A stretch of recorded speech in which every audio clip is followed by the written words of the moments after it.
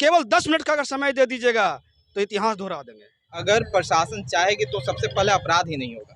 तो चंद्रशेखर रावण चंद्रशेखर रावण को पैदा कर दिया, अब किसको किसको अब मारोगे आप?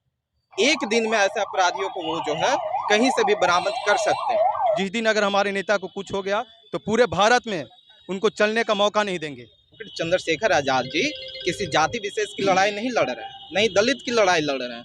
वो तो पूरे इस देश के जितने भी वंचित शोषित समाज हैं, जो 85% है, उनके लिए संघर्ष कर रहे हैं। और जिस दिन हम लोग सत्ता में आ गए तो आपको भागने का मौका नहीं देंगे। तो चंद्रशेखर उस हर जगह पे मिलेंगे जहाँ पे शोषण हो रही है। डांस करने वाली कंगना रनौत है, उसको अगर जेड प्लस सुरक्षा दिया जा सकता है तो हमारे करोड़ों दलितों और वंचितों की लड़ाई लड़ने वाले हमारे नेता को सुरक्षा क्यों नहीं दिया जा सकता है? एक मजबूत आवाज है इस देश के 85% मूल निवासी का, उसको बंद करने का प्रयास किया जा रहा है। 15% करेंगे ही क्या, 85 का क्या है उन लोग? पूरे भारत को बंद करने का काम करेंगे और वही करेंगे जो 2018 में हम लोगों ने SC/ST एक्ट के खिलाफ किया था। ये तो हमारे जड़ पे वार किया गया। इस देश के उस समाज को चुप कराने का प्रयास किया जा रहा है, उसके जड़ पे वार किया जा रहा है और ये सहने योग्य नहीं है। इस देश का मूल निवासी दलित शोषित समाज, पिछड़ा समाज ये नहीं सहेगा। नमस्कार, मैं भारत दर्शन से चंदन कुमार। आज यहाँ पे अंबेडकर पार्क गया में भीम आर्मी संगठन का बैठक किया गया है, जिसमें ज्ञापन सौंपा गया है कि जो भीम आर्मी चीफ चंद्रशेखर रावण पे जो जानलेवा हमला किया गया है और जिसमें उनकी बाल बाल बचे वो चंद्रशेखर रावण और उनके पार्टी का कुछ कार्यकर्ता है। चलिए मैं रूबरू करवाता हूँ और उनसे मिलता हूँ, क्या उन लोग का मंसूबा है, क्या करने आए हैं यहाँ पे। आपका नाम? जी, मेरा नाम अशोक पासवान है और आपके माध्यम से यह कहना चाहते हैं कि आप मिशन मूवमेंट का जो हत्या करना चाहते हैं, तो चंद्रशेखर रावण को पैदा कर दिया, अब किसको किसको अब मारोगे आप? मनुवादियों, होश में आ जाओ। जिस दिन बाबा साहब के संविधान को हम लोग नहीं माने, केवल 10 मिनट का अगर समय दे दीजिएगा तो इतिहास दोहरा देंगे। हम लोग बंधे हुए हैं संविधान से। हमने कहा कि जिस दिन भैया का आदेश हो गया केवल 10 मिनट के लिए, तो भीम आर्मी आजाद समाज पार्टी दिखा देगा भारत में। आप लोग यहाँ पे ज्ञापन सौंपे हैं, तो क्या उनको क्या क्या क्या उसमें प्रावधान क्या रखा गया है? जय भीम। सबसे पहले हम लोगों को दो बातें मुख्य मांगे हैं कि जो भी गोली चलाया हो, चाहे कोई भी हो, उसको गिरफ्तारी हो और तुरंत फास्ट ट्रैक से उसको सजा किया जाए। और दूसरी मांगे है कि हमारे नेता चंद्रशेखर आज़ाद पे जो हमला हुआ है उनकी सुरक्षा दी जाए, जेड प्लस सुरक्षा। क्योंकि जब यहाँ एक डांसर को, जो डांस करने वाली कंगना रनौत है, उसको अगर जेड प्लस सुरक्षा दिया जा सकता है तो हमारे करोड़ों दलितों और वंचितों की लड़ाई लड़ने वाले हमारे नेता को सुरक्षा क्यों नहीं दिया जा सकता है? अगर उनकी सुरक्षा नहीं हो पाएगी तो हम लोगों की जो जिस तरह पर प्रतिदिन अत्याचार हो रहा है, उनकी देख रेख कौन करेगा? तो हम अपने नेता की सुरक्षा को मांग करने के लिए यहाँ पे आए थे कलेक्ट्रेट के पास और DM साहब से मिले और उनको ज्ञापन सौंपा। इसमें जो आपको चंद्रशेखर रावण पे जी पे जब हमला हुआ है, उसमें और इन्वॉल्व कहाँ कहाँ के लोग ऐसे आपको लगता क्या है? जैसे आज के भारत की जो राजनीति का दृष्टि देख रहे होंगे कि ये गिरी हुई राजनीति की मानसिकता है। आप लगातार देख रहे हो कि विरोधियों को या तो जेल में ठूस रहे हैं या फिर उनकी हत्या कर दी जा रही है। आप यूपी का हाल देख ही रहे होंगे कि कोर्ट में भी हत्या कर दी जा रही है, जो कोर्ट में हाजिरी देने जा रहे हो, जो जेल से बाहर निकले उनकी हत्या कर दी जा रही है।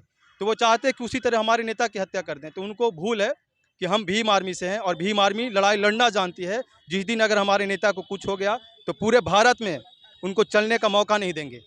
ये भीम आर्मी का ये चैलेंज है। ये जो लगातार जो हत्याएं की जा रही है SC/ST जो को भी नेता को हो, तो और अदरवाइज नेता उनका क्या राय है? देखिए, जितने भी नेता हैं वो अभी चंद्रशेखर आज़ाद के पक्ष में खड़े हुए हैं, लेकिन सत्ताधारी अभी भी कान बंद करके सोई हुई है। और मैं बार बार सत्ताधारियों को कह देना चाहता हूं कि ये देश बाबा साहब के संविधान से चलता है और जिस दिन हम लोग सत्ता में आ गए तो आपको भागने का मौका नहीं देंगे। देखिए, अगर वहाँ की सरकार चाहे, प्रशासन चाहा, तो हम नहीं कहते हैं कि कोई भी अपराधी ऐसा हो जो पकड़ा ना जाए। वहाँ की सरकार चाही तो, लेकिन अभी पूरे भारत में आप देख रहे होंगे जिस प्रकार से दलित, पिछड़े और आदिवासी के साथ लगातार भाजपा के सरकार के द्वारा शोषण किया जा रहा है, लगातार उनके लिए लड़ रहे हैं, संघर्ष कर रहे हैं, उस व्यक्ति को टारगेट किया जा रहा है।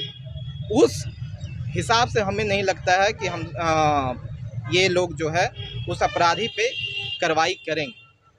वहाँ का प्रशासन का क्या उनका मंशा क्या है वहाँ के प्रशासन का? देखिए, मंशा अभी ऐसा है, हम क्या बोल रहे हैं कि अगर प्रशासन चाहेगी तो सबसे पहले अपराध ही नहीं होगा, और अगर अपराध हो जाती है तो प्रशासन किसी भी राज्य का, किसी भी जिला का चाहे तो एक दिन में ऐसे अपराधियों को वो जो है कहीं से भी बरामद कर सकते हैं। लेकिन हालात ऐसा है कि आज 2 दिनों के बाद भी एक भी अपराधी की गिरफ्तारी नहीं हुई, जबकि गाड़ी भी बरामद हो गया है। क्या आपको ऐसा लगता है कि विरोधियों को जो दमनात्मक कार्रवाई हो रही है उसी का यह एक हिस्सा है? बिल्कुल, हम वही तो बोल रहे हैं कि जिस प्रकार से टारगेट करके दलित पिछड़े के जो लड़ाई लड़ रहे हैं, आदिवासी मूल निवासी का जो लड़ाई लड़ रहे हैं, उनको जिस प्रकार से टारगेट करके उनके आवाज़ को बंद करने की प्रक्रिया का ही एक हिस्सा है ये।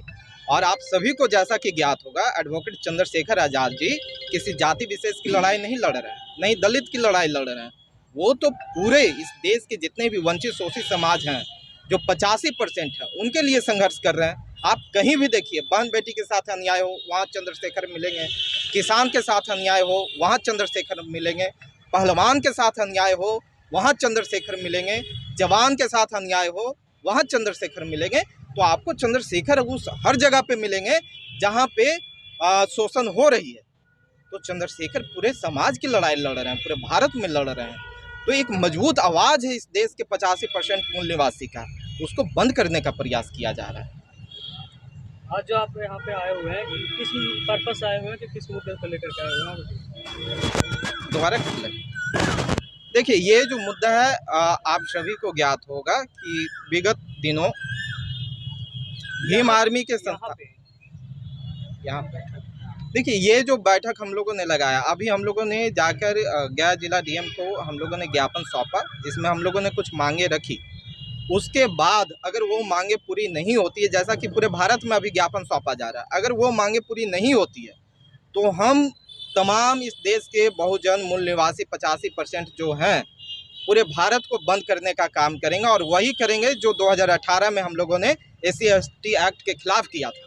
ये तो हमारे जड़ पे वार किया गया है। आप समझिए, जो व्यक्ति एक अकेला खड़ा होकर इस देश में एक मिशन, एक मूवमेंट चला रहा है पूरे इस देश के वंचित शोषित समाज के खिलाफ, उस व्यक्ति को अगर आवाज़ बंद करने का प्रयास किया जा रहा है, उसकी हत्या करने का प्रयास किया जा रहा है, मतलब कि इस देश के उस समाज को चुप कराने का प्रयास किया जा रहा है, उसके जड़ पे वार किया जा रहा है। और ये सहने योग्य नहीं है। इस देश का मूल निवासी दलित शोषित समाज, पिछड़ा समाज ये नहीं सहेगा। इसके लिए जो भी उचित कार्रवाई होगा वो हम करेंगे।